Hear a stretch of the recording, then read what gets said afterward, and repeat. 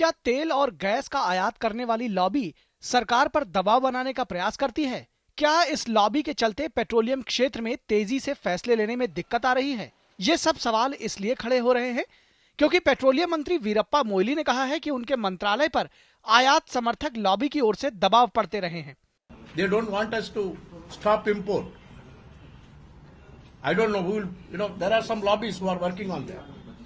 But every minister is threatened many a time. Every minister who occupies this position is threatened. What do you mean by that? I mean by that. I know that the decision-making power, decision-making process is obstructed. हालांकि उन्होंने साफ किया कि ऐसी धारणा बनी है और जहां तक उनका सवाल है वो किसी भी दबाव में नहीं आने वाले हैं। Any timid minister will not go forward. All right, why should I let me also sleep, in the house, come back in the evening and enjoy the time? And I am a minister. I am not here to come here to enjoy. I am come here to strive hard for the sake of the country, to work for the country, and if necessary, 24 hours. We are accustomed to do that.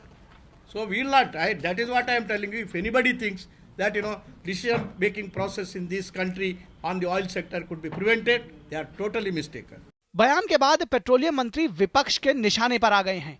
वामपंथी दलों ने कहा कि सरकार का काम है कि वो दबावों से अलग हटकर अपना काम करे। वीरप्पा मोइली से ये साफ करने की मांग भी की गई है कि वो बताएं कि आखिर कौन दबाव डाल रहा है। Governments of the day are continuously succumbing and putting the burdens on the people by hiking the prices.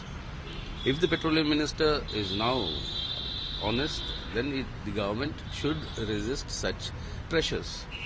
And in the interest of the people, they should not succumb to these interests of the vested interests. Moily जी ने बताना चाहिए कि उनको किसने डराया, किसने धमकाया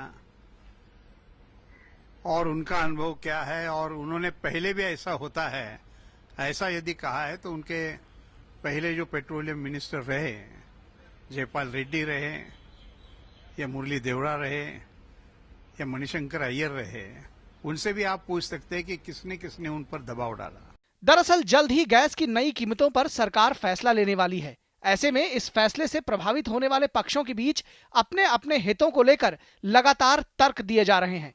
petroleum मंत्रालय का कहना है कि देश में तेल और गैस खोज को बढ़ावा देने और इस क्षेत्र को निवेशकों के लिए आकर्षक बनाने के लिए गैस की मौजूदा कीमतों में बदलाव जरूरी हो गया है।